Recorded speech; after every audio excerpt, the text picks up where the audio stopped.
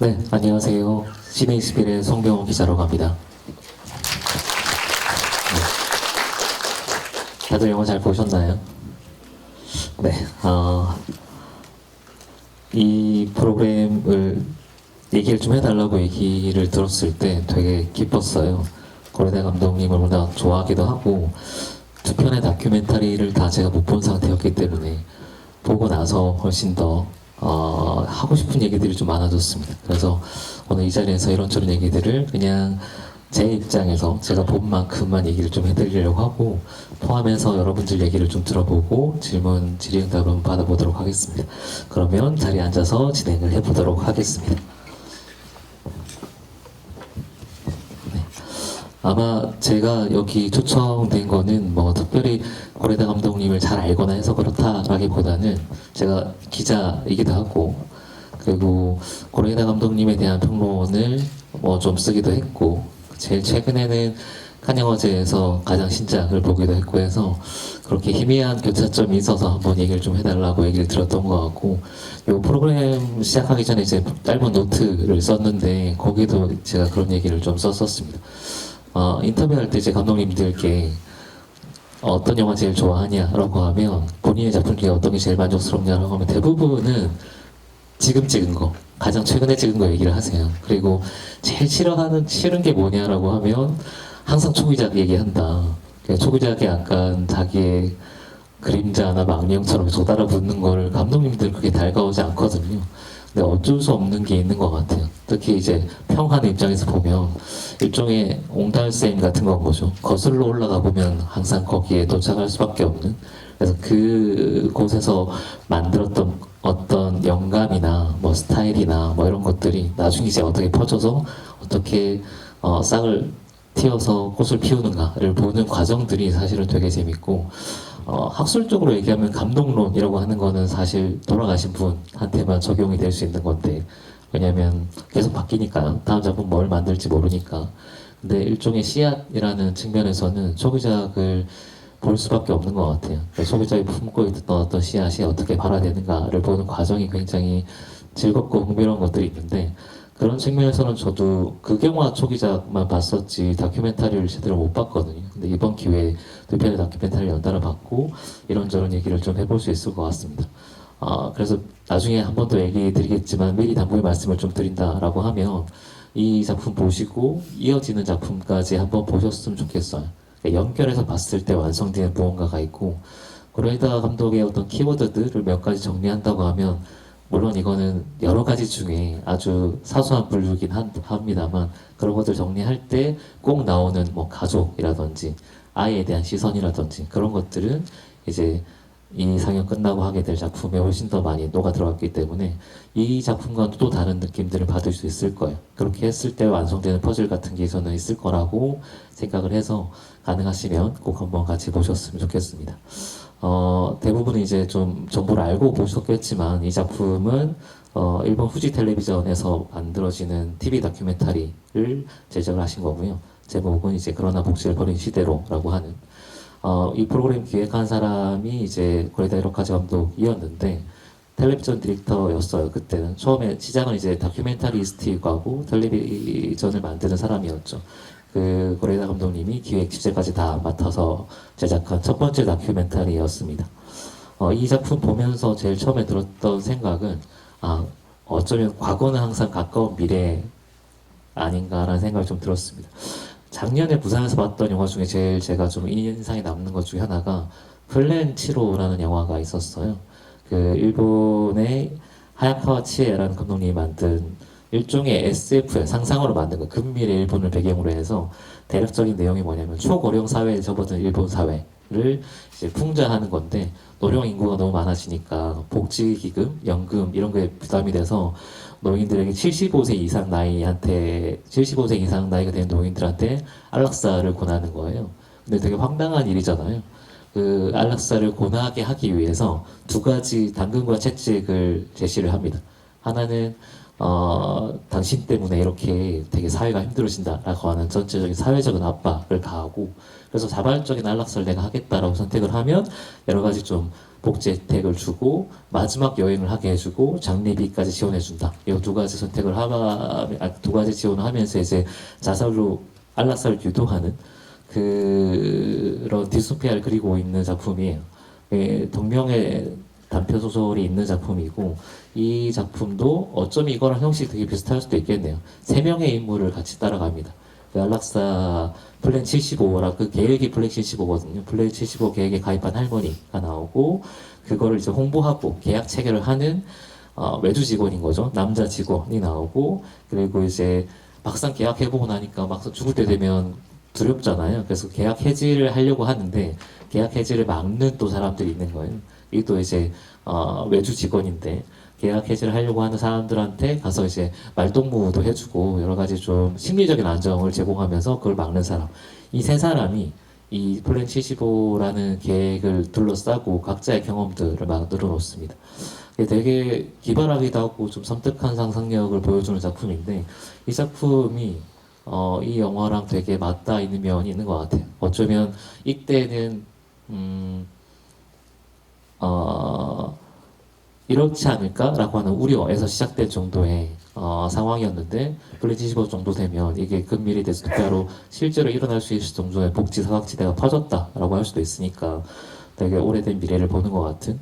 그래서 두 편의 다큐나 작품이 다 어느 질문을 던지는 것 같습니다. 사회가 어떻게 더 이상 이제 개인을 보지 않을 때 아니면 숫자로 볼 때 우리가 뭘 해야 되는지에 대한 질문들을 던지고 있는 것 같아요.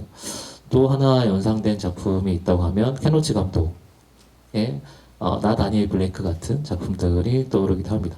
예, 결국은 복지의 사각지대에 몰린 사람들에 대한 얘기들을 다루는 작품들이죠. 켄로치 같은 경우는 최근작이 이제 올해 카렌에서 공개됐던 작품이 올도크 같은 작품인데 다큐멘터리 혹은 다큐멘터리 기반한 극영화에 가까운 작품들을 만드는 사람들을 보면 되게 좀 놀라운 면들이 있어요. 켄로치 감독의 예를 든다고 하면 아마 그런 평가를 제일 많이 받았던 것 같아요. 다르덴 형제랑 비교했을 때 다르덴 형제는 항상 뭐 좋든 나쁘든 미학적으로 분석하는 사람들이 많거든요. 영화 미학자들이 많이 얘기하는 감독이고 나중에 역사에 남을 만한 작품들 뭐 이를테면 로제타 같은 작품은 이후에 영향을 되게 많이 미쳤기 때문에 계속 거론되는 작품이에요. 근데 켄로치 작품 중에 이 영화가 어떤 영화사의 흐름의 조류를 만들었다라고 할 수 있냐라고 하면 그렇게 떠오르는 작품은 별로 많이 있는 것 같지는 않습니다. 다만 켄로치는 나올 때마다 가장 그 화제가 된 작품을 만들긴 해요. 그게 켄로치의 영화 철학이기도 하고 가장 많은 사람들에게 거론되고 뭐 이렇게 얘기를 만들어서 뭔가 에너지를 만들어낼 수 있는 작품들을 하고 싶어하는 사람이란 말이죠. 올도크가 아마 본인의 입으로 밝히기는 켄로치의 마지막 작품이 될 것 같은데 보통 이제 작가의 마지막 작품이 된다고 하면 본인도 되게 여러 가지 야심을 발휘하고 싶잖아요. 대단한 얘기를 하고 싶어 하고. 근데 이 올도크의 가장 빼어난 점은 또 여전히 자기 할 수 있는 사소한 얘기들로 시작을 합니다. 그 영국의 펍, 올도크라고 하는 펍에서 이루어진 얘기이고, 이 이민자들이 많이 건너오면서 소위 말해서 런던 같은 대도시에서 그 폐해가 나타나는 게 아니고 그 사람들이 결국은 시골로 들어가잖아요. 그 시골에 있는 이게 보수 진보 이런 개념이 아니라 그냥 시골에서 늘 살고 있던 사람들이 낯선 이방인이 찾아올 때 이 커뮤니티에서 일어나는 갈등들을 보여준 작품이거든요. 어떻게 보면 되게 사소한 얘기고 지역적인 얘기예요. 근데 켄로치 작품들은 늘 그래왔어요. 아주 개인적인 사소한 지역적인 걸 얘기하면서 그게 전체로 확산될 수 있게끔 만들어주는 일종의 단초를 제공한 작품이었거든요. 어쩌면 저는 그게 다큐멘터리가 가진 가장 큰 힘이자 태도인 것 같아요. 근데 그런 식의 태도를 이 작품도 가지고 있습니다. 그러나 복지를 그대로 지대로라고 하는 작품은 보신 것처럼 두 개의 죽음에 관한 얘기이고요. 두 명의 죽음. 이 미나마타 병 때문에 여러 가지 가해적 이슈가 되고 나니까 그 보건복지부의 고위 관료인 야마노우치라는 사람이 자살을 했고 그 사람의 얘기가 한편에 있고 또 한편에는 복지 급여가 끊겨서 이제 말년에 갑자기 삶을 스스로 놓아버린 노부코라는 인물의 얘기를 다루고 있죠. 이 두 개를 사실 교차 편집처럼 하고 있긴 하지만 직접적인 연관성이 있는 건 아니고 그냥 두 개의 단상들을 보여주는 정도예요. 아마 이게 극영화로 넘어갔으면 훨씬 더 다른 구성을 취했겠죠. 그리고 아마 이게 영향을 미쳤다라고 하면 고레다 감독의 연출적인 스타일에도 큰 영향을 미치는 부분이 있는 것 같습니다. 한 명의 시선이나 한 명의 어떤 에피소드를 따라간다기보다는 좀 입체적으로 여러 집단들이나 여러 플롯들을 최소한 2개 이상은 같이 놓고 가는 편이에요. 그렇게 해서 소위 말하는 객관성 이런 것들을 좀 유지하려고 하는데 어쩌면 그 사이에서 왔다 갔다 하는 관계의 시선들을 좀 만들고 싶은 의도가 있겠죠. 근데 그런 연출 혹은 이야기 구성이 언제 만들어졌냐라고 하면 아마도 이런 작품들을 통해서 시작이 된 게 아닌가라고 생각할 수 있을 것 같습니다. 많이들 이제 얘기하는 게 이 작품에 영향을 받은 초기 다큐멘터리들이 어떤 작품들이 영향을 줬냐라고 하면 마찬가지로 초기 작품들 얘기를 좀 많이 해요. 뭐 디스턴스라든지 옴질리우 사건을 다루고 있는 그 영화입니다. 보신 분들도 있을 테고 나중에 이제 좀 더 관심이 생기신다라고 하면 비교해서 한번 좀 보시면 좋을 것 같아요. 요거는 그냥 제가 영화를 접할 때 하는 방식 중에 하나인데 나름대로 여러분 각자의 지도를 그리는 거예요. 영화의 지도를. 그 고레다 감독 영화를 제일 첫 작품부터 순서대로 갈 수도 있고 완전히 거꾸로 넘어갈 수도 있고 혹은 지금 제가 말씀드린 것처럼 이 영화랑 킬로츠 최신작을 연결시킬 수도 있고 이렇게 나름대로 지도를 그려가다 보면 여러분들이 그 사람한테 느끼는 대답이라고 해야 될까 지도가 그려지기도 하는 것 같습니다. 저는 주로 그렇게 좀 영화를 보는 편이고 일종의 응답을 하는 거죠. 나름대로의 응답을 다른 지도를 한번 그려보는 것도 좋을 것 같아요. 그런 차원에서 이제 못 보신 작품이 있다고 하면 디스턴스라든지 아무도 모른다는 워낙에 유명하니까 보신 분들이 좀 많을 건데 아무도 모른다 같은 거의 흔적들도 발견할 수 있습니다. 그리고 이 극영화 데뷔작이라고 할 수 있는 환상의 빛 같은 영화는 이 영화에서는 그렇게 많이 안 나오는데 이 야마노치 미망인을 취재를 하면서 이제 받은 감흥들을 바탕으로 이제 환상의 빛을 썼다라고 또 얘기합니다. 저는 조금 더 여지를 벌리면 여기에 원더풀 라이프 같은 영화도 한번 붙여보고 싶어요. 가장 유사한 느낌의 적어도 이 작품의 가장 유사한 느낌은 원더풀 라이프였던 것 같습니다. 요거는 얘기 좀 뒤에 이어서 할게요. 어쨌든 정확히는 이제 취재가 계속 돼야 했고 이 방송에 담기지 못한 얘기들이 있잖아요. 실제로는 방송 포맷이 있으니까 특히 TV 다큐기 때문에 특별히 뭐 연출적인 묘를 발휘한다든지 뭐 형식적인 실험을 시도한다든지 아니면 다른 얘기를 많이 넣는다든지 하는 게 쉽지는 않습니다. 그래서 굉장히 기본적인 틀을 유지를 하고 있는데 그래서 지금 처음 보신 분들은 어쩌면 좀 별거 없네, 딱딱하네, 많이 봤던 TV 다큐네, 많이 봤던 루포 정도 아니야 라고 생각할 수도 있을 것 같아요. 맞습니다. 맞기도 하고요. 또 한편으로는 고레다 감독의 다른 영화들과 연결지어 보면 여기서 발견했던 되게 사소한 부분이 이렇게까지 확장되는구나 라고도 느낄 수 있을 것 같아요. 초기작을 보는 이유 중에 하나가 그거인 것 같습니다. 제가 씨앗이라는 표현을 하기도 했지만 초반에 되게 사소한 진동이라고 해야 될까요? 아주 작은 변화가 나중에 한 10년, 20년 뒤에 보면 이 작품에서 이 작품까지 연결된다고 싶을 만큼 큰 변화로 이어지기도 하거든요. 고레다 감독은 스타일이 계속 반복된다고도 얘기 듣지만 사실 장르적으로는 여러 가지 실험들을 하고 있는 감독 중에 하나예요. 뭐 세 번째 살인 같은 과감한 실험을 한번 해보기도 했고 제일 최근작인 요건 이제 나중에 조금 더 얘기 드릴 때 몬스터 같은 경우는 기존에 봤던 영화들과는 확실히 다른 색의 어떤 장르를 취하고 있기도 하죠. 근데 그렇게 할 수 있는 거에 근간을 다 거슬러 올라가 보면 저는 초기작의 다큐멘터리들 특히 한 3편 정도의 다큐멘터리들 요번에 보여주는 2편의 연속된 다큐멘터리들이 그 씨앗을 다 품고 있다라고 생각을 합니다. 그래서 감독님이 자제를 하긴 했는데 이 작품에도 여전히 그 어떤 색이나 아니면 저는 굳이 표현한다고 하면 애정인 것 같아요. 인물에 대한 애정이 너무 묻어나요. 그래서 최대한 절제해야 되는데도 묻어나는 것들이 있고 그게 넘쳐 흘러서 이제 미처 다 못한 것들은 내가 얘기를 해야겠다라고 생각을 해서 책으로 만들었다고 합니다. 그래서 이제 이번에 썼던 이 책, 구름은 답하지 않았다라는 이 책에 이 좀 더 주관적이고 좀 더 감정이 녹아 들어가 있는 어쩌면 이 인물의 전기에 가까운 사회 르포라기보다 인물에 훨씬 더 초점이 맞춰져 있는 소설을 썼습니다. 그래서 이 작품 보시고 그 책을 한번 보완해서 한번 보셔도 좋을 것 같아요. 요거 내용이라기보다는 어떤 사회적인 현상이나 우리가 얘기를 나눠봐야 될 일에 대해서 어떻게 벌려서 다른 얘기까지 확장될 수 있는가를 보여주는 되게 좋은 사례거든요. 그래서 그 작품을 책을 한번 보셔도 좋을 것 같고, 이 책을 읽어보시면 그 야마노치라는 사람의 생각이나 사상이라고 할 것까지는 없을 것 같아요. 그냥 어떻게 살 것인가의 문제들을 정말 솔직하게 좀 많이 세세하게 녹아 들어가 있습니다. 나중에 또 얘기를 하게 되겠지만, 그 생각이 또 그 사람의 전부는 아니잖아요. 생각도 그냥 일부 중에 하나예요. 그래서 그 정도로 어떤 한 인물이 어떤 생각을 해서 그게 어떻게 이 사례 같은 경우는 비극적인 케이스까지 연결되는가를 보여줄 수 있는 책과 요 다큐멘터리와 그리고 나중에 제가 몇 편에 좀 얘기를 이어드릴 텐데 굳이 영화를 몇 편 고른다고 하면 원더풀 라이프 같은 영화 요걸 세 개에서 연결시켜 보면 아 이게 이렇게 변주되는구나 여기서 받았던 어떤 영감이 이렇게 표현되는구나 하는 것들을 한번 확인해 보실 수 있을 것 같아요. 고레다 감독의 감독론이라고 하긴 그렇고 그냥 스타일로 얘기를 하면 아까 전제로 말씀드렸던 것처럼 감독론은 감독님이 돌아가셔야 가능한 거기 때문에 지금까지 나온 스타일들을 몇 가지 압축하면 뭐 흔히 얘기 나오는 게 저는 이건 아주 개인적인 주관적인 해석입니다. 고레다 영화는 행위로 치면 한 세 가지 정도로 성립이 되는 것 같아요. 첫 번째는 이동하거나 먹거나 말하거나 이게 뭐냐면 보통 영화에서 다루지 않는 시간들, 예, 사건화되지 않는 시간, 예, 버리는 시간들인 거죠. 근데 우리 삶의 대부분은 그 시간들을 채워져 있거든요.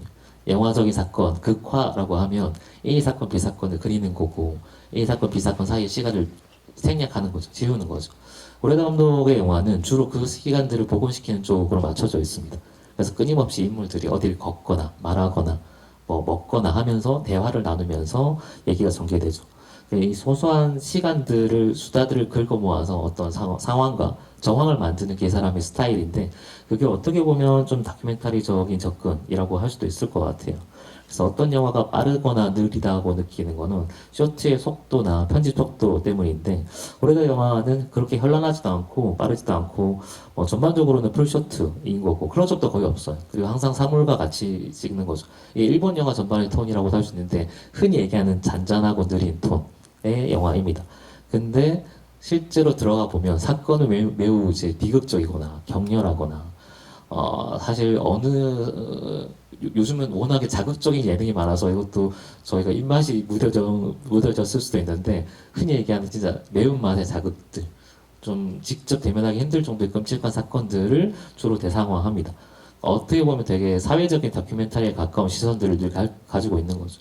그런 사건들을 끌어오되 카메라를 일종의 액자 삼아서 이걸 어떻게 표현할 건가에 집중을 좀 하는 편인 것 같습니다. 다시 말하면 메시지나 이 이야기가 갖고 있는 의미보다는 뭔가 말하지 않아도 좋은 상태를 그냥 전달하는 것 정도?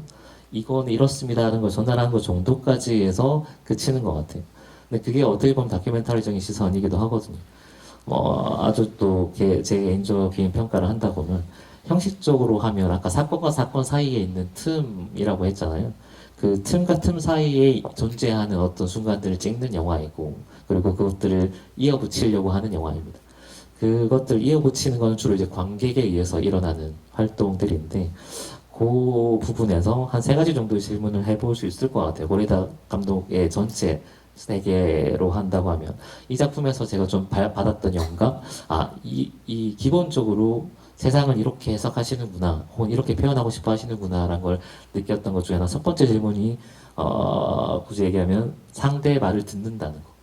인터뷰를 한다는 거에 굉장히 큰 방점을 찍고 있고 그거가 이 고레다 영화의 거의 대부분을 이루고 있어요. 아까 잠깐 말씀드린 것처럼 실제로 몸으로 일어나는 행위들은 먹거나 걷거나 이렇게 사건화되지 않는 시간들인데 그렇게 해서 중간에 내용을 채워놓는 건 뭐냐면 말이거든요. 말로 표현되는 내 생각 그리고 그 말은 항상 진실은 아니죠. 일정 정도의 거짓, 왜곡이 섞여 있는 그 말들이 충돌하는 과정들을 계속 보여주는 게 고레다가 영화를 다루는 시간의 방식이라고 할 수 있고 그걸 이제 핵심은 이제 어떻게 듣느냐 어떻게 듣고 어떻게 변달해 주냐에서 좀 감독의 시선이 드러나는 것 같아요. 고레다의 얘기는 항상 누군가의 얘기를 듣는 거에서 출발하는 것 같고 그 말들은 절대적인 진실이라기보다는 일테면 프로파간다 같은 다큐멘터리, 그러니까 매우 메시지를 강하게 내는 다큐멘터리, 이거 문제가 있으니까 바꿔야 됩니다라고 하는 다큐멘터리들은 그 말의 진실, 내용의 팩트가 되게 중요하죠. 근데 고레다가 접근하는 방식은 진실이라기보다는 이면에 미처 드러나지 않는 다른 사연들이 더 궁금하게 만드는 편입니다. 이 작품만 해도 사실 시작은 그렇게 자살한 사람이었던 사연이나 아니면 왜 자살할 수밖에 없었는가에 대해서 이유를 찾고 싶어 하는 틀인데 이게 막상 보다 보면 환경 문제가 구조적인 문제도 보이기 시작하고, 그리고 저 인물이 궁금해지기 시작하잖아요. 결국 사람에 대한 궁금증으로 이제 그 길을 튼다는 게 이 인터뷰를 하는 방식이고 말을 듣는 방식인 것 같습니다.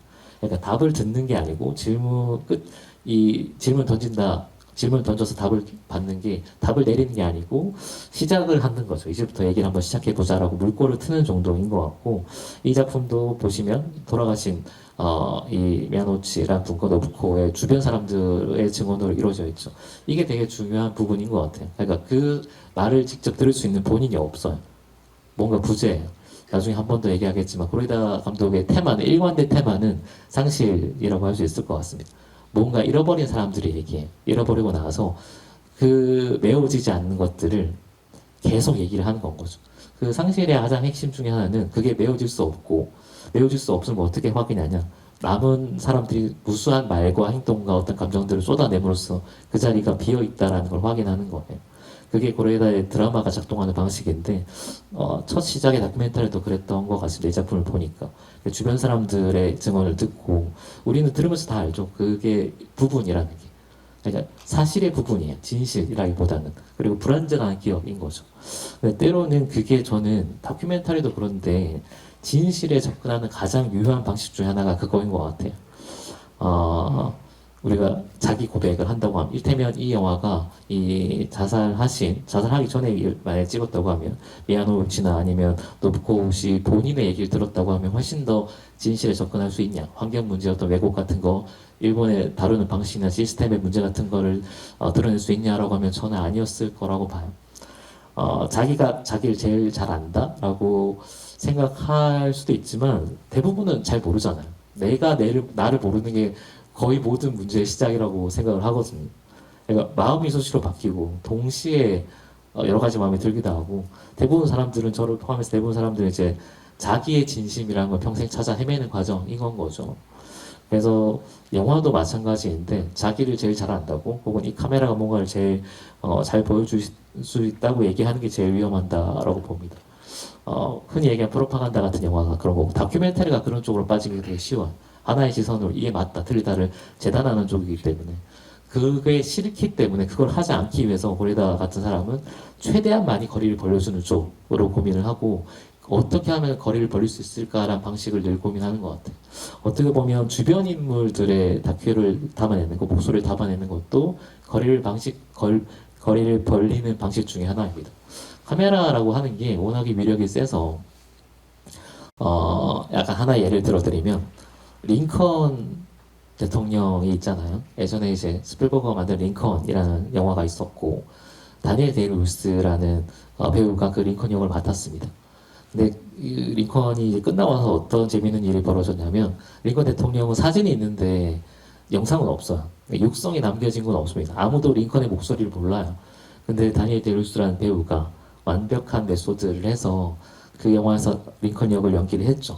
그다음부터 대중의 인식 속에 링컨 목소리가 어떻게 입력이 되냐면, 다니엘 데이루스라는 사람의 목소리로 입력이 되는 거예요. 아마 그랬을 것 같다라고. 그게 진실이 아니라는 거 다 알고 있습니다. 링컨 목소리는 몰라라는 거 다 알고 있지만 즉각적으로 떠올리는 목소리는 그게 되는 거예요. 그러니까 영화는 때로는 현실을 덮었을 수도 있는 매체이거든요. 그 부분이 되게 위험하기도 하고, 그래서 위력이 너무 세기 때문에 찍는 순간 진실이 되거나 찍는 순간 진실처럼 포장이 되는 부분이 있기 때문에, 때로는 그 힘을 죽이는 방식이나 거리를 벌리는 방식이 훨씬 더 정확한 길이 될 수도 있을 것 같습니다. 다큐멘터리가 특히 그렇고, 다큐멘터리랑 유사한 영화라고 하면 실화를 바탕으로 하거나 역사를 바탕으로 한 영화들을 다룰 때 주로 그런 시선이나 아니면 거리감이 필요한 것 같아요. 아마도 고레다가 그런 거리감들을 확보하거나 필요하다라고 의식한 방식 중에 하나가 다큐멘터리로 인해서 이제 처음에 시작이 그렇으니까 이게 단초가 되지 않았나 싶고, 다큐멘터리가 할 수 있는 것들을 잘 보여주는 작품이라고 생각을 합니다. 매우 특별해서가 아니고 기본을 잘 지키고 있기 때문이기도 해요. 인물에 대해서 너무 함부로 판단을 하거나 들어가는 것보다는 주변에서 내가 건질 수 있는 것들, 그러니까 이때면 좀 비유하자고 하면 사실의 조각들, 사실의 부분들을 모으는 거죠. 아까 제가 고레다 형식 중에 하나가 현실의 소소한 시간들을 모은다고 했잖아요. 그 태도는 일관되게 유지됩니다. 그래서 사실의 부분들을 보고 진실에 다가가는 방식이 제가 생각하는 고레다가 영상으로 세상을 해석하는 방식 중에 하나인 것 같아요.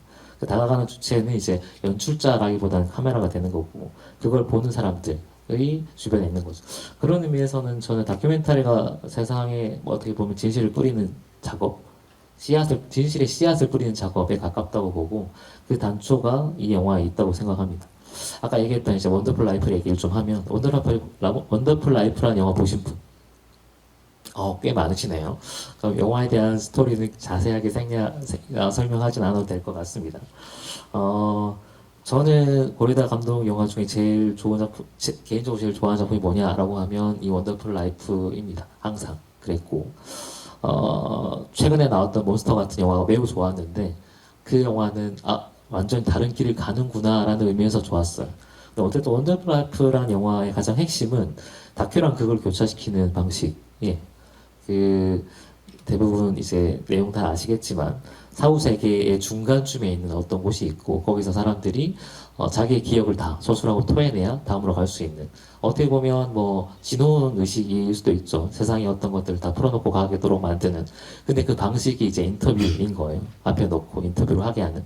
실제로 이 영화 찍기 위해서 반년에 가까운 시간 동안 거의 한 600명 넘는 사람 인터뷰를 했다고 하고 그렇게 해서 본인 인생에서 가장 아름다운 순간이 어디냐라고 물었다고 합니다. 그것들을 영화 실제로 그게 녹여냈고 스토리를 좀 많이 바꾸기도 했어요.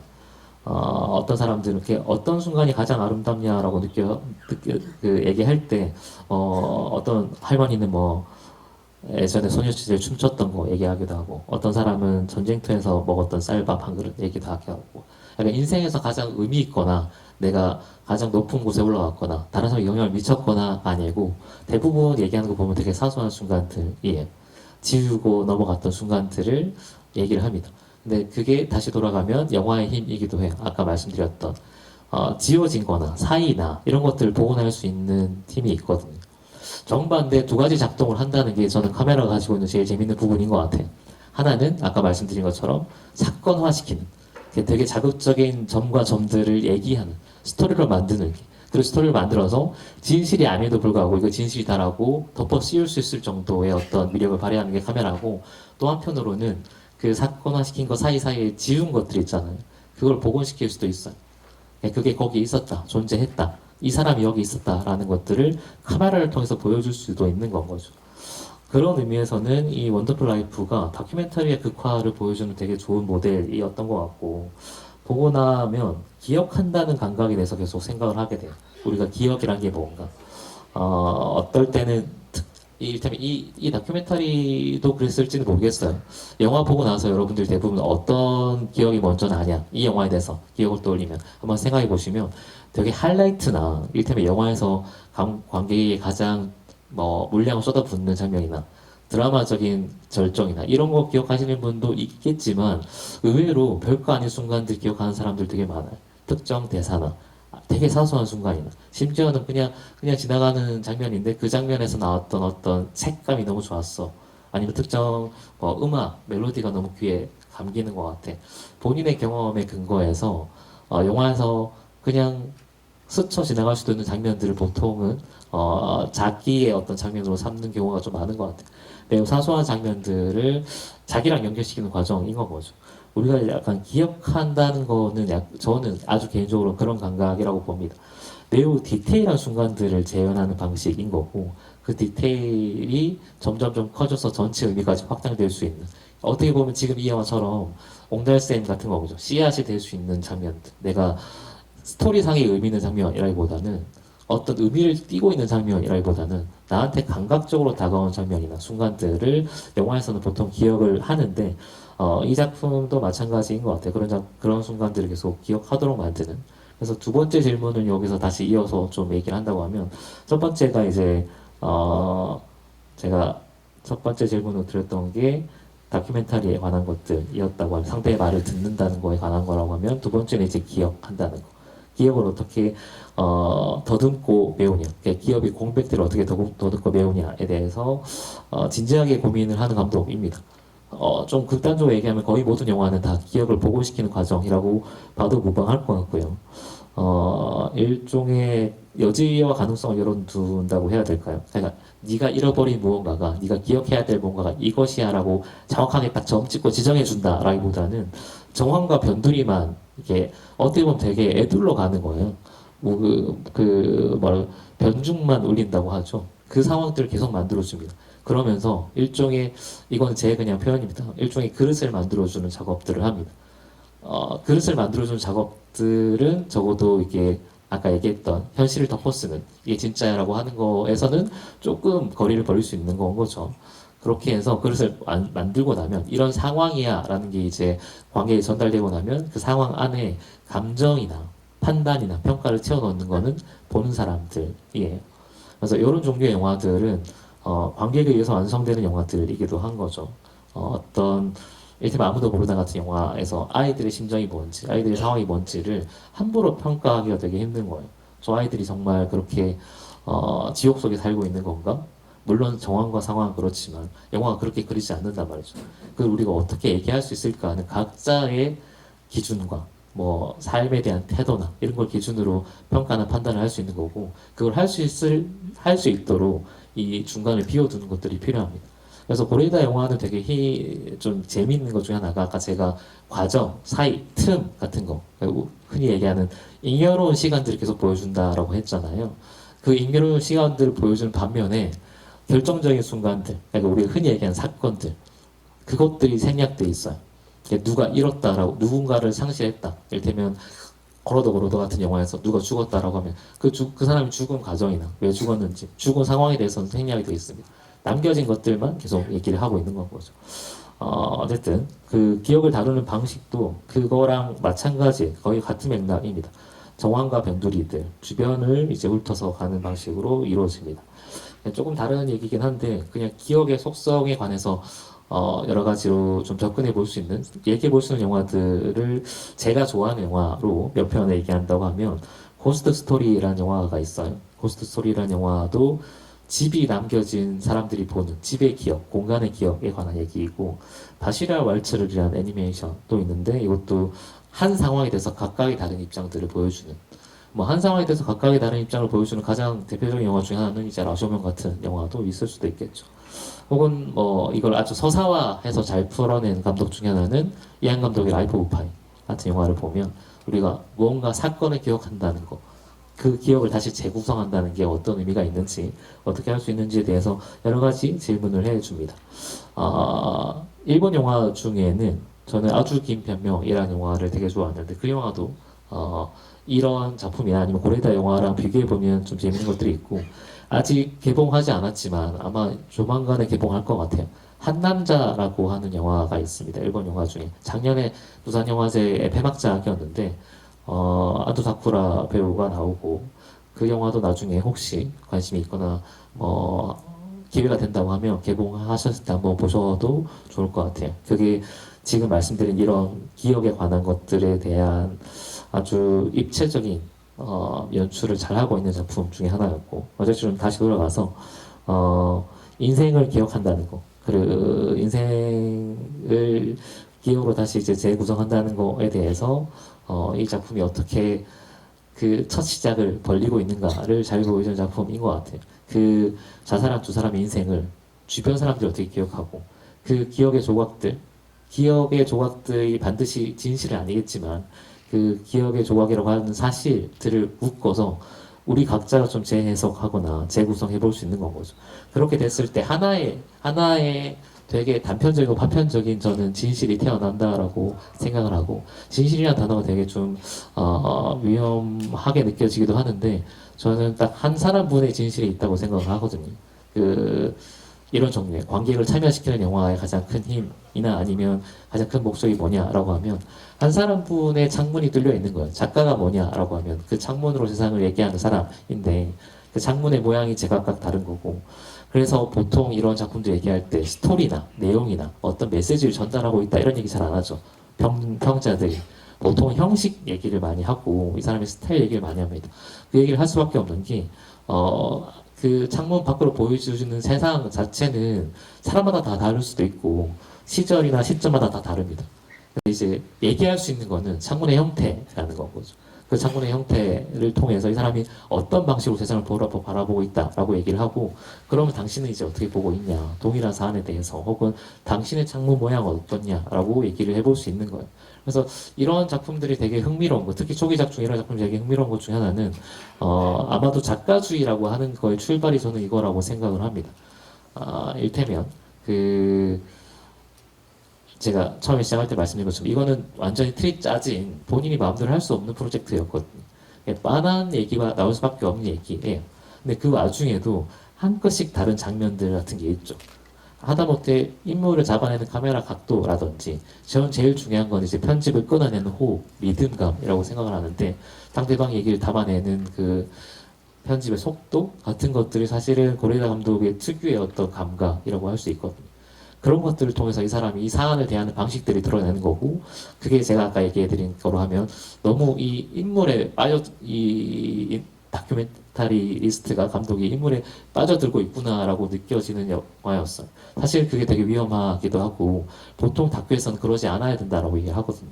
어쩌면 고레다라는 사람이 다큐멘터리스트로 남지 않고 그로 넘어간 이유 중에 가장 큰 게 그거인 것 같아요. 이게 결국 이제 뭐로 귀결되냐면, 고레다의 모든 관심사는 사안이 아니고, 상황이나 사건이 아니고 사람으로 옮겨집니다. 어떤 사안에서 접근해서 이 사람이 왜 이렇게 반응했지? 라고 하는 거, 그 사람에 대한 궁금증을 옮겨줘요. 그래서 그 나중에 이제 책을 좀 더 보시면 그 사람에 대한 고백들이 훨씬 더 좀 솔직하게, 어쩌면 되게 이 인물이 지금 매료된 상태구나라고 느껴지게 드러나고 있습니다. 그래서 그거 비교해서 보셔도 좋을 것 같고, 작가주의 아까 얘기를 다시 한다고 하면, 여러분 누벨바그나 이런 얘기들 한번 들어보셨잖아요. 누벨바그 작가분들이 막 뭐 예술 영화 만들고 뭐 작가 영화, 작가주의라고 얘기하고 이런 얘기를 많이 하는데, 소위 말하는 모던 시네마라는 걸 시작했던 그 사람들, 특히 누벨바그 기준으로 하면 누벨바그 감독들의 그 예술 영화라고 하니까 아주 그냥 이분법적으로 일테면 할리우드 영화 싫어하겠지라고 생각할 수도 있는데, 그 사람들 출신은 다 할리우드 팬보이들입니다. 할리우드 장르 영화를 너무 사랑하는 거예요. 그 장르 영화를 사랑하다 보니까 계속 보다 보니까 똑같은 장르 영화, 똑같은 틀에 넣어놨는데 어떤 사람은 좀 다르게 만들더라는 거죠. 얘는 왜 이렇게 좀 느낌이 다르지? 그걸 이제 파다 보니까 이 감독에 대해서 애찬하기 시작하고, 그게 어떻게 보면 감독론, 작가주의 시작이라고 할 수도 있습니다. 그래서 이 작품 같은 경우도 매우 어떻게 보면 정형화되고 상투적인 얘기처럼 보이긴 하는데, 미묘한 부분들을 좀 캐치를 해보시면 후대 작품들까지 어떻게 이어지는지를 확인할 수 있을 거예요. 그게 되게 재밌는 작업, 저는 개인적으로 재밌는 작업이라고 생각합니다. 아주 미세한 차이들이 증폭되는 과정들을 쭉 따라갈 수 있거든요. 그 측면에서 이제 마지막 세 번째 질문을 한다고 하면, 앞에 얘기를 계속 반복하긴 했지만, 고레이다라는 사람이 가지고 있는 시선이 뭐냐, 아까 사람에 대한 호기심, 관심이 뭐냐라고, 방향이 뭐냐, 그러니까 어떤 방향으로 이 얘기를 전체로 몰고 가고 싶어 하냐라는 것들을 한번 질문 던져볼 수 있을 것 같아요. 크게는 이 사람이 사회를 바꾸거나 이게 문제가 있을까, 일본의 이 행정가처럼, 자살하는 공무원처럼 뭔가 되게 시스템 문제를 드러내야 된다, 혹은 켄로치처럼 이거 문제가 있으니까 분노해야 되지 않아? 라는 쪽은 아닙니다. 어떻게 봐도. 근데 응당 이 형식은 그래야 되는데 그쪽으로 가지 않아요. 그쪽으로 가지 않고 이제 결국은 사람에 안착한 얘기로 가게 되는데, 고레다 감독님이 어떤 사람이냐라고 하면, 저는 결국은 어떤 선의를 가지고 세상을 보는 사람인 것 같아요. 근데 여기서 선의라고 하는 게 일테면 막연한 낙관이랑은 다릅니다.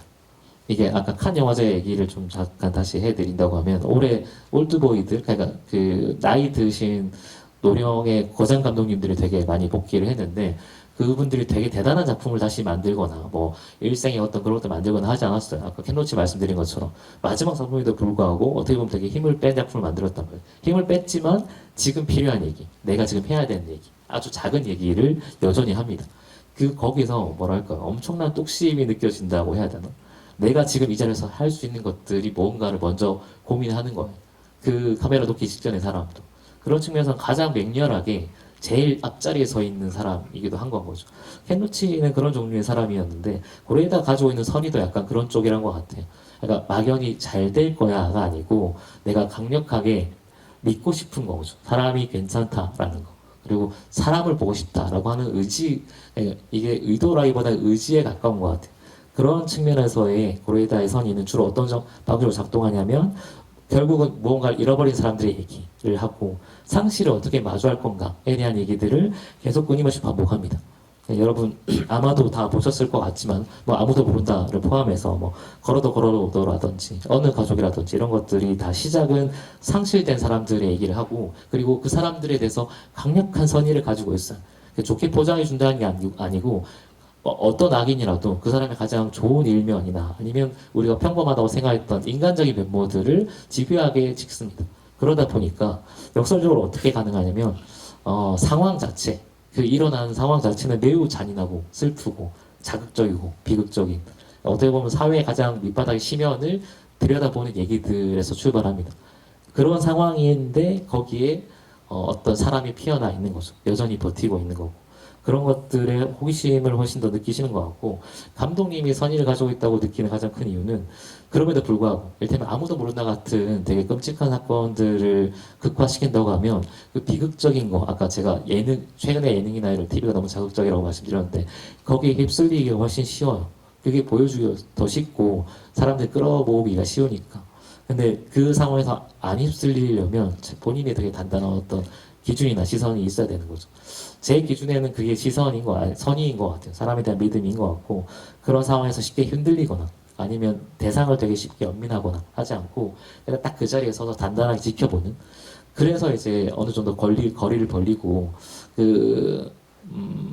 우리 예술영화 얘기할 때 흔히 롱테이크 뭐 아니면 롱쇼트 얘기하잖아. 카메라가 인물에 클로즈업해서 가지 않고 멀리서 찍고 오래 찍어주고 근데 그게 늘 모든 형식이 마찬가지지만 형식은 결국은 도구거든요. 어떤 걸 하고 싶어서 그 얘기를 하냐가 중요합니다. 똑같은 롱테이크, 롱쇼트라도 어떤 감독의 손에 들어가냐에 따라서 완전 다른 의미가 되기도 하는데 고레다에게 있어서 이제 롱테이크와 롱숏은 그걸 위한 거라고 저는 봐요. 찍히는 존재 아니면 상황, 사건, 자극적인 것들을 대상화시키지 않고 최대한 거리를 벌린 다음에 그냥 단단하게 지켜봐주는 그래서 어떤 측면에서는 되게 냉정해 보이는 카메라기도 하거든요. 인물들을 함부로 동정하거나 감정적으로 이렇게 접근하거나 하지 않고. 네, 그럼에도 불구하고 이거는 이제 여기서 그 감독에 대한 호불호가 아마 갈리는 것 같은데 그래서 고레다 감독 영화를 좋아하는 사람도 있지만 그래서 좀 싫어하는 분도 없지 않아 있는 것 같습니다. 이를테면 그럼에도 불구하고 거리를 최대한 벌리려고 노력하고 이런 형식들을 다 본인이 할 수 있는 안정장치를 최대한 다 마련했음에도 불구하고 여전히 이분은 사람을 너무 좋아해요. 그리고 사람을 너무 믿는다고 해야 될까요? 가장 좋은 면들을 보고 싶어 하고 끝내 그걸 카메라에서 담아내려고 노력을 합니다. 그러다 보니까 약간 철저하게 그 거리 벌림을 지키지는 못하는 거죠. 그 부분에 대해서 약간 아쉬워하거나 아니면 좀 박한 평가가 나오는 부분도 있다고 생각합니다.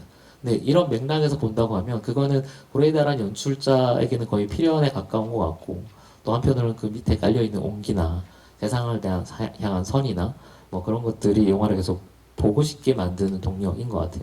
결국 그 바탕에는 다 사람이 있는 거고 그래서 이 책 고레다가 이 다큐에는 차마 담기지 못했던 이 인물에 대한 야마노치나 인물에 대한 뭐 매료된 부분, 애정이 가장 잘 드러나는 부분이 이제 책인데 책을 한번 보시면 책을 제가 조금 몇 가지 좀 인용해 왔습니다.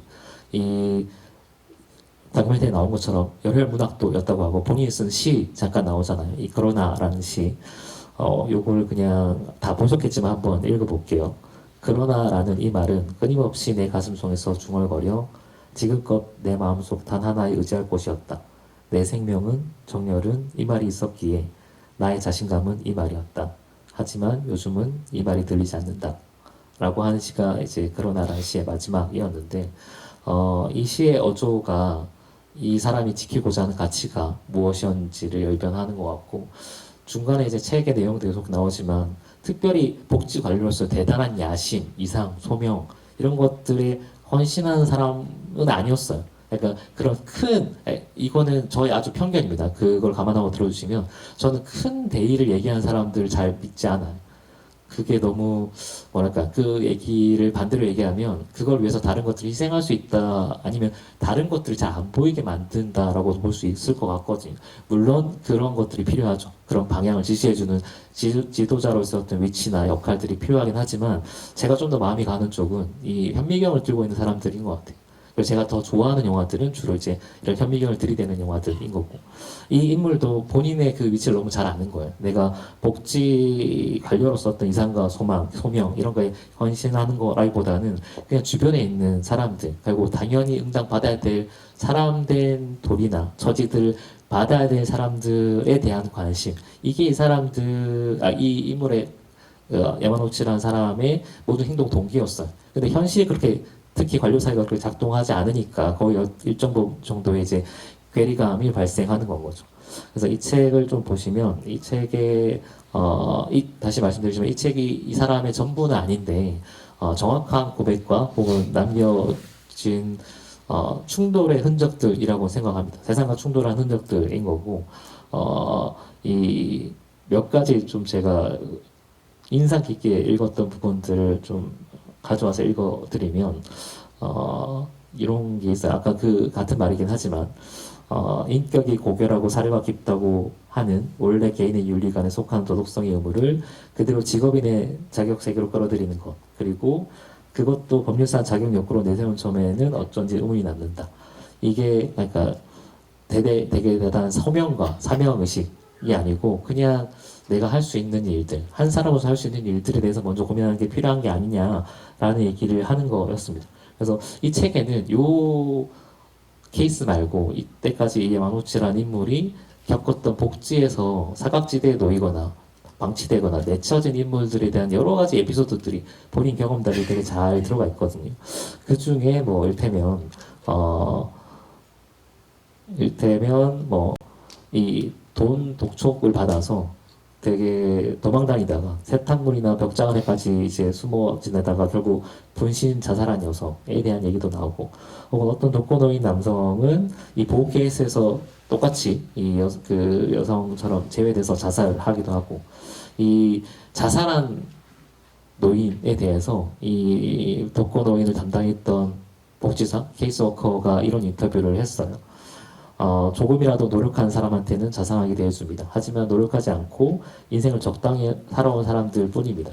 저는 학력도 없고 대퉁스러운 사람이라 열심히 살아왔습니다. 그래서 열심히 살지 않는 사람을 용서할 수 없습니다. 라고 이 복지사가 얘기를 하는 거예요. 이게 되게 섬뜩한 얘기이기도 하죠. 근데 한편으로는 되게 이해됩니다. 저도 주변에 이제 사회복지사로 일을 하고 있는 친구들이 되게 많이 있는데 아주 단편적인 편견으로 그 얘기들을 가끔씩 하기도 해요. 그 사람들이 얼마나 뭐 나태하고 아니면 그렇게 살 수밖에 없어라고 하는 얘기들을 가끔 하긴 하는데 그것도 맞을 수도 있죠. 근데 그게 진실의 일면인 거잖아요. 이 사람이 이렇게 될 수밖에 없는 상황이나 이런 정황들이 다 생략된 거죠. 그 말은 뭐냐면 데이터화시키, 특히 관료사회나 특히 뭐 이런 시스템을 얘기를 할 때는 사람이 쉽게 숫자로 바뀌기가 쉽습니다. 아까 나 다니 블랙도 얘기했지만 사람이 숫자가 될 때 보이지 않는 것들이 있는 거. 예. 예, 이런 다큐멘터리나 아니면 이런 감독들은 그거를 복원시키고 싶은 거죠.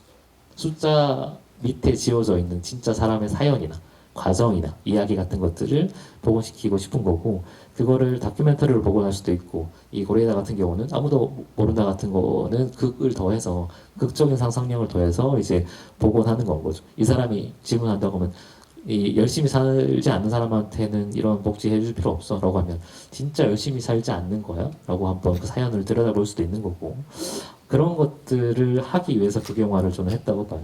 그래서 이 사람이 되게 특히 고레이다가 마음이 흔들렸던 부분 중에 하나는 이런 인터뷰를 합니다. 그 복지가 그 케이스 담당자에 대한 일종의 반감으로 이 자살한 주인공이 어떤 얘기를 하냐면 그대로 읽어드릴게요. 인간은요, 사람을 사랑하는 마음이 없으면 인간이 아니에요. 이건 복지에 한정된 얘기가 아닙니다. 행정에 종사하는 모든 사람의 기본은 사람을 사랑하는 마음을 갖는 것입니다. 라고 얘기해요. 이게 가장 어떻게 보면 기본인 거고, 고레이다라는 연출자가 가지고 있는 그냥 세상을 대하는 태도인 것 같아요.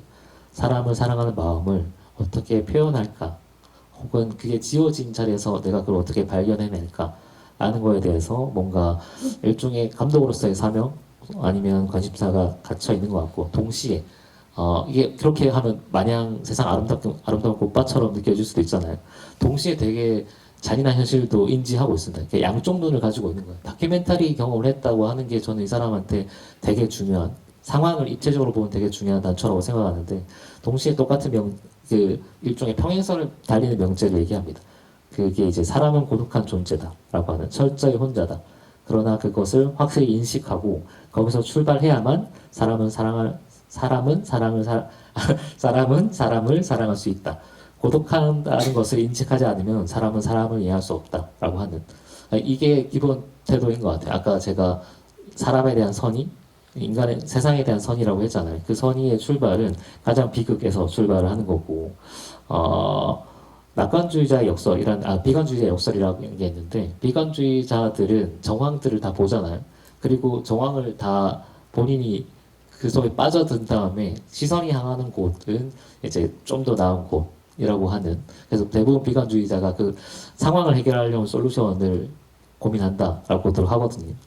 그런 맥락인 것 같아요. 그러니까 상실도 마찬가지입니다. 잃어버리고 나서야 그 크기를 짐작할 수 있는 것처럼, 그게 상실되거나 사건이 발생하거나 뭐 문제가 터지고 난 다음에 가장 고독한, 아니면 가장 외로운 처지에 놓인 사람에서 이제 얘기를 출발시키는 거예요. 그렇게 해서 거기서 매몰돼서 완전히 끝까지 바닥까지 치거나, 아니면 아무것도 아니야 라고 얘기할 수도 있겠지만, 방향성이 뭐냐라고 하면 결국은 인간에 대한 믿음, 사랑, 선의라고 할 수도 있는 거죠.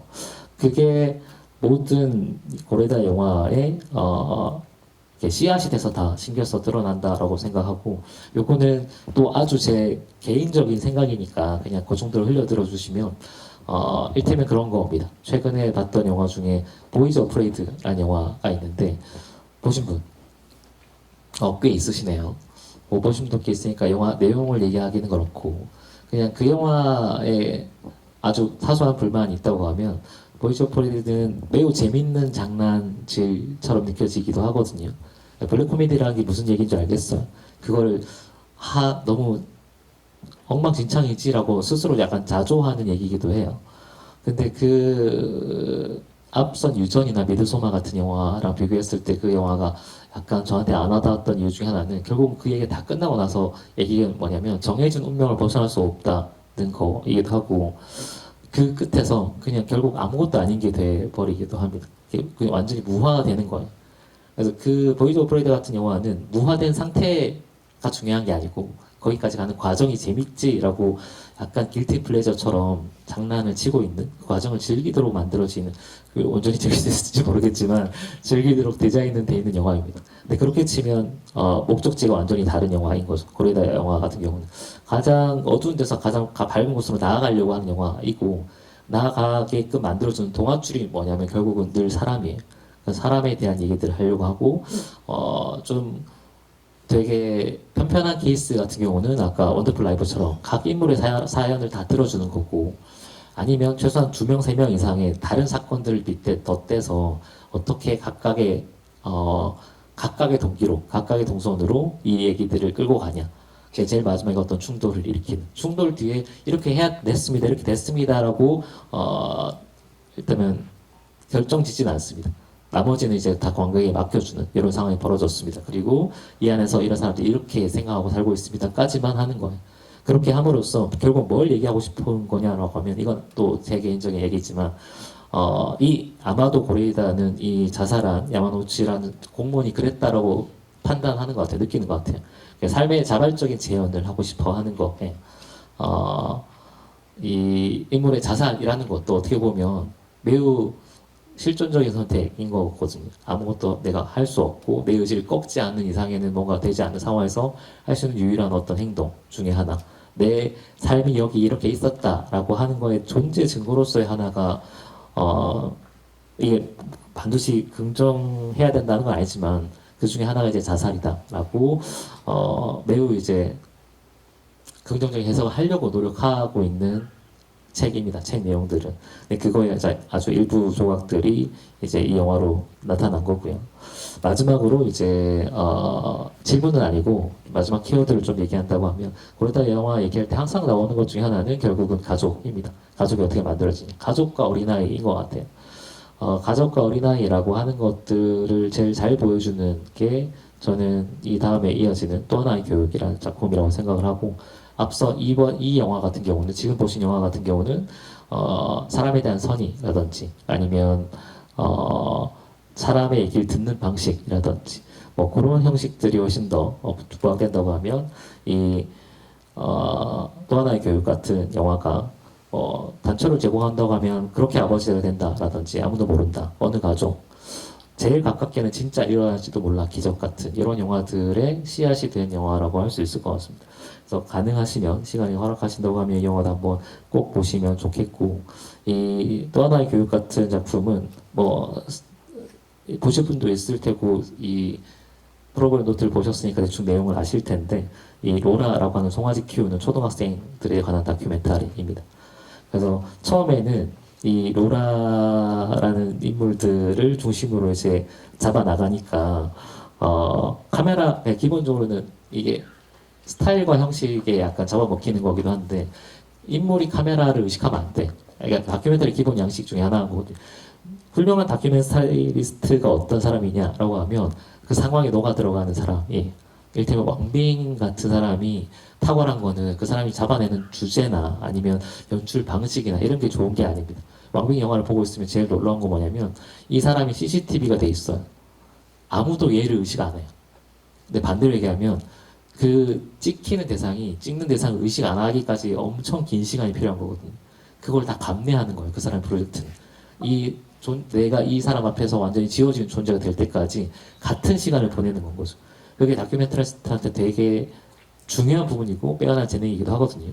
근데 이건 결과잖아요. 그래서 아마 고레다 감독도 이래야 된다고 생각했던 것 같아요. 그래서 이 작품 만들 때 애들이 화면 앞에 있으니까 당연히 반응하죠. 우리 리얼리티 예능 같은 거 보면 막 하잖아요. 없는 척을 하기 쉽지 않잖아요. 특히 아이들 같은 경우는. 뭐 아이들이 웃음과 뛰는 건 감출 수 없다고 하는 것처럼 계속 뭔가 드러낸단 말이죠. 그거를 처음에 다 드러냈대요. 다 편집시키고. 이거는 카메라 의식한 장면이니까 빼고. 근데 그거 하다가 이제 문득 생각한 거죠. 이게 진짜인가? 그러니까 내가 이걸 지원했다는 거 자체가 내가 이 세상을 보여주는 거 진짜 진심이 아니고 내 마음대로 재단한 거잖아요. 왜곡된 뭔가를 보여줬다는 거죠. 그래서 거기서 약간 문제의식을 느끼고 이제 다른 방식으로 이 사람들 특히 이 꼬마들 아이들을 담아낼 수 있는 방법이 없을까를 고민한 결과물 중에 하나가 이 또 하나의 교육입니다.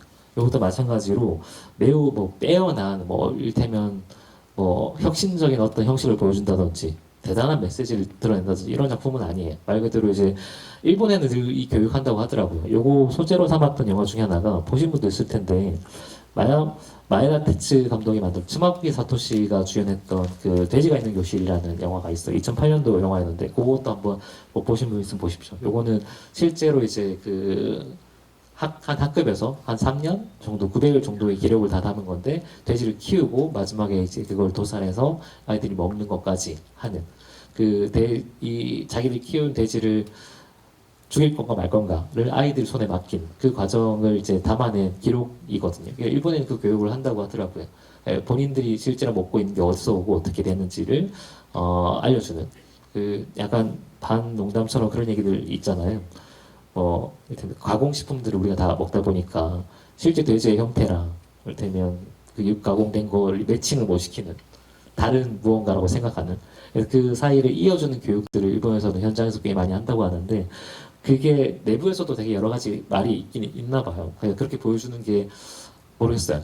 누군가에게는 폭력이 아니냐, 너무 잔인하다, 애들 충격받으면 어쩌려고 그래 라고 얘기하기도 하고 이거는 당연히 필요한 과정인 거고 교육의 일환이다. 어떤 안전장치 하에서 이것들을 계속 알려줘야 된다라는 입장이 다 같이 있는데 일본 사회는 적어도 이제 보여주는 쪽을 선택을 한 건 거죠. 그거를 극화시킨 영화가 이제 돼지가 있는 교수이라는 영화고 재밌습니다. 이 영화도. 근데 또 하나의 교육도 같은 주제, 같은 맥락의 주제인데 이 영화의 재밌는 점은 또 하나의 교육이 돼지가 있는 교실이 아이들이 어떻게 판단할 건지에 대한 그 과정을 훨씬 더 재밌게 극화시켜서 그리고 있다고 하면 아까 또 하나의 교육 같은 경우는 그것도 그건데 실제 TV 다큐멘터리가 보여주고 싶은 부분은 그거였어요. 근데 이 작품이 진짜로 진가를 발휘한 부분은 지금 제가 말씀드렸던 어떤 부분을 생략하고 어떤 부분을 넣을 건가에 대한 연출자의 고민들이 들어가 있어요. 그래서 되게 좋은 의미에서 불균질하거든요. 흔들린다는 것도 보이고 갈피를 못 잡고 있구나라는 것도 보여요. 근데 그 흔들림이나 균열 같은 게 나중에 본인의 다른 작품에서 이제 어떻게 확장되고 증폭되는지가 보이는 건 거죠. 그런 면에서 초기작의 어떤 씨앗으로 되게 좋은 작품인 것 같고, 나중에 한번 거기에다가 가족을 대하는 방식이나 어린아이들을, 특히 어린아이들을 포착하거나 잡아내는 방식 같은 게 궁금하시다고 하면 이 작품이랑 진짜 일어날지도 몰라 기적 같은 작품들 한번 보시면 좋을 것 같아요.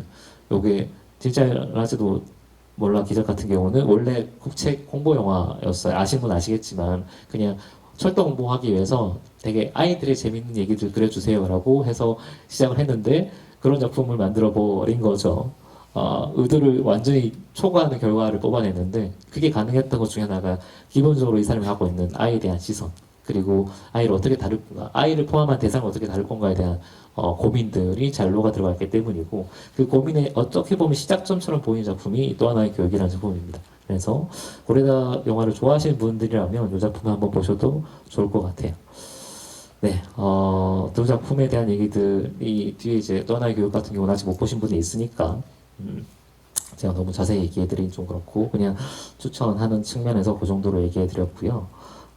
아까 말씀드렸던 그 책, 고레다의 책, 그 얘기로 이제 좀 마무리를 한다고 하면 저는 저 개인적으로도 제가 걸어온 방식은 거슬러 온 거잖아요, 지금. 고레다의 어떻게 몬스터 같은 가장 최근작에서 가장 심지어 그 영화도 아닌 다큐멘터리까지 거슬러 올라온 건데 그렇게 하면서 제 나름대로 그려진 지도 같은 것들이 있었거든요. 근데 그 지도의 끝자락에 결국은 이 책에 몇몇 문구들이 있었습니다. 그래서 마지막으로는 요 얘기를 좀 드리면 좋을 것 같아요. 그 이 문구는 그대로 읽어드릴게요. 요거는 감독의 얘기랑 이 책의 재밌는 점이 후반에 가면 이제 이 사람 얘기랑 감독 얘기가 섞이기 시작합니다. 본인도 약간 그 사상이라고 해야 될까요? 태도에 동화되고 있는 것들이 보이는데 그 얘기를 한번 그대로 읽어드리겠습니다. 이제 거의 죽기 직전에 이제 그 얘기를 한 거예요. 그리고 절망은 사라지는 때가 있다. 그러나 패배는 어쩔 수 없다. 패배로 바뀐 생활은 어쩔 수 없는 것이다. 너는 아직 괜찮다. 그런 때는 내 자신이 사라져 버리니까. 그러나 인간은 언제까지도 살아있다. 패배의 고통을 당해도 견디지 않으면 안 된다. 절망에도 기쁨에도 아무리 괴로워해도 인간은 살아있다. 그것이 얼마나 가련한 일인가. 적어도 나는 꼭 미쳐버릴 것 같은데. 라고 자살하신 공무원이 이제 얘기를 한 거예요. 결국 이걸 못 견디고 이제 그 방식으로 본인의 실존을 증명을 하신 건 거죠. 거기에 더해서 이제 고레다 감독이 뭐 어떻게 얘기하냐면, 나는 혼자 걸으며 어쩐 일인지 웃고 있었다. 확실히 말하자. 거기에 살고 있고, 거기에 생각하고 있는 것은 나라고. 틀림없는 이 나라고. 라고 이제 이 전체적인 본인의 어떤 소감과 감상을 마무리합니다. 이게 제가 아주 과장해서 얘기하면 저도 그런 편견에 고정관념, 되게 좁은 시선에 잡혀 있는 사람이니까 저는 늘 이제 영화가 뭘 할 수 있고 영화가 뭔지에 대한 고민들을 하고 있거든요. 근데 그 기준에서 얘기하면 리얼리즘이라고 하는 거가 되게 중요할 수밖에 없고 그 명제 중에 하나가 이건 것 같아요. 그게 거기에 있었다라고 하는 거를 뭐 누군가 기억해 줄 수도 있고 누군가는 그냥 완전히 지워버릴 수도 있지만 어쨌든 거기에 있었다는 증명을 계속 해내는 작업이 저는 영화 혹은 뭐 리얼리즘의 본령이라고 생각하는데 그 맥이 맞닿아 있는 것 같습니다. 이 말이. 그게 카메라에 한정하지 않고 내가 지금 어디 있고 내가 어떻게 있고 어떤 흔적을 남기고 있는지에 대한 결과로서의 지금. 그래서 가끔 어떤 철학자들 그런 얘기 하잖아요. 과거도 없고 미래도 없고 오직 현재만 있는 상태가 인간의 실존이라고. 그 실존을 증명하는 고레다식의 방식이 이런 다큐멘터리나 아니면 이런 여러 가지 극영화인 것 같고, 여기서 하나의 꿰는 어떤 키워드들을 뽑아내는 작업들도 매우 재밌는 것 같아요. 나중에 이제 이 작품을 시작해서 다른 작품을 보셔도 괜찮고, 아니면 순서를 다 뒤죽박죽 해도 괜찮으니까 어떤 지도들을 한번 그려보시면 좋겠습니다. 물론 이 지도 그리기 작업의 가장 매력은 내가 앞에 그렸던 지도가 다 엉망진창이 될 수도 있다는 거예요. 거기다가 어떤 작품을 만들지 모르니까 그 다음에 오는 작품에 따라서 앞이 다 흔들릴 수밖에 없거든요. 근데 그게 오히려 좀 매력적인 작업인 것 같아요. 우리가 하고자 하는 거는 뭐 정답을 만들어내는 게 아니잖아요. 이것도 야마노치 자살을 보면서 일본 사회가 썩었어, 문제 있어, 시스템 바꿔야 돼 라고 이렇게 되게 메시지를 내려고 하는 작품이 아니에요. 그래서 그 사람이 어땠는데를 고민하는 작품인 거고, 그 사람이 어땠는데는 가장 중요한 거는 시간과 공간에 묶여있는 질문이에요. 그러니까 지금 거기서 그 사람이 어땠는데가 항상 중요한 거고, 지금 거기서 내가 어땠는데, 혹은 여러분 보고 있는 이 영화 마주하고 있는 상태에서 내가 지금 어떤 데를 한번 생각해 보시면 여러분 각자의 반응들이 이끌어낼 수 있을 것 같아요. 그래서 모든 영화가 그렇진 않지만 제가 사랑하는 영화들은 주로 이제 그런 응답을 기다리는 영화들, 아니면 응답을 통해서 완성된 영화들이라고 생각하고, 고레에다도 물론 이렇게 삐끗합니다. 뭐 이렇게 이상한 작품들도 나오고 하지만 꾸준히 그 큰 방향성이라고 해야 될까요? 그것들 유지하면서 이 작업들을 하고 있다는 측면에서는 계속 다음 작품을 보고 싶어지는 연출자 중에 한 명인 것 같습니다. 그래서 요 초기작을 보는 게 저는 되게 의미 있는 행위라고 생각을 하고, 요거 기준으로 해서 고레에다의 다른 작품이나 아니면 꼭 고레에다 작품이 아니더라도 옆으로 넓히는 작업을 해보셔도 재밌을 것 같아요. 이를테면 아까 제가 말씀드렸던 케노치 다큐멘터리라든지, 케노치의 최근작 올드보이랑 몬스터를 연결시키는 말도 안 되는 작업도 가능합니다. 이렇게 브릿지를 하나 걸치면. 그런 걸 통해서 이제 내가 영화를 어떻게 보냐, 나는 어떻게 반응했냐, 이 영화에 100이 있다고 하면 그 중에 한 70? 아니야. 한 2, 30밖에 반응을 안 했는데 나는 그 2, 30 반응이 훨씬 더 중요해라고 다른 맥락들을 끌고 올 수 있고, 그게 아마 여러분들이 이 영화를 완성시키는 방식일 것 같아요. 그런 의미에서 이 나중에 혹시 기회가 되신다고 하면 그 책과 그리고 요 뒤에 있는 영화도 함께 보시고 어떤 퍼즐을 빈칸들을 한번 채워나가는 작업들을 계속 한번 해보시면 좋을 것 같습니다. 네, 제가 준비한 얘기는 여기까지고, 원래는 훨씬 짧게 하고 여러분 얘기를 좀 들으려고 했는데 얘기를 하다 보니 저도 굳이 얘기하면 이번 얘기 준비하면서 고레에다랑 비슷한 신경이었어요. 그랬던 것 같아요. 이 고레에다가 이 야마노치라는 인물에게 매료돼서 계속 이 인물에 대한 궁금증을 가지고 된 것처럼 저도 고레에다라는 감독이 궁금해졌습니다. 더 알고 있다고 생각했지만 다르구나라는 것도 좀 느꼈고, 그러면서 계속 이렇게 얘기를 좀 덧붙이다 보니까 좀 얘기가 장황해지기도 했고 길어지기도 했습니다. 사실 이게 제가 아주 PT 보여주고 화면 보여주고 이렇게 한 것도 아니고 그냥 제 생각을 얘기를 한 건데 끝까지 남아서 이렇게 지루한 얘기들을 들어줘서 감사하고, 제가 이런 행사 했을 때 늘 마지막에 하는 말 중에 하나인데 이번에는 진짜 꼭 이 얘기가 너무 하고 싶어서 좀 쑥스럽지만 얘기를 하면, 저는 기본적으로 영화 보는 행위 자체는 되게 인연이라고 봐요. 그러니까 내가 어느 타이밍에 어떤 방식으로 어떤 영화를 만나는지가 그 영화 자체만큼 중요하다고 생각하거든요. 제가 이 영화를 전혀 몰랐다가 이번 행사를 불러주셔서 저도 뒤늦게 봤고, 하필이면 그 뒤늦게 본 게 브로커에 실망하고 몬스터에 다시 이제 반성하고 다시 봤어요. 그리고 나서 다시 이 영화 때문에 또 원더풀 라이프를 한 번 더 꺼내봤거든요. 제 안에 있는 고레이다라고 하는 어떤 건물이 또 완전히 다르게 지어지는 기분이었습니다. 저한테는 되게 의미 있는 만남이었고, 그렇게 해서 이제 이 자리에서 여러분과 만난 이 자리도 저한테 되게 소중한 기억으로 남을 것 같습니다. 여러분에게도 이 얘기가, 이 자리가 어떤 식으로라든 이 귀한 주말 시간 내주셔서 이렇게 와주신 건데 좋은 기억이나 아니면 고리다를 이해하는데 좀 더 도움이 되는 경험이었으면 좋겠고, 아까 계속 얘기해드린 것처럼 기회가 된다고 하면 이 다음 작품도 한번 이어서 보시면 좀 더 다른 아까 얘기했던 입체적인 관찰들이 좀 가능하실 것 같아요. 그래서 네, 마지막으로 정말 이 자리에 함께 해주신 끝까지 나오신 여러분께 진심으로 감사드린다는 말씀드리고, 다른 자리에서 또 다른 만남, 다른 형태로 만나도록 하겠습니다. 수고하셨습니다. 감사합니다.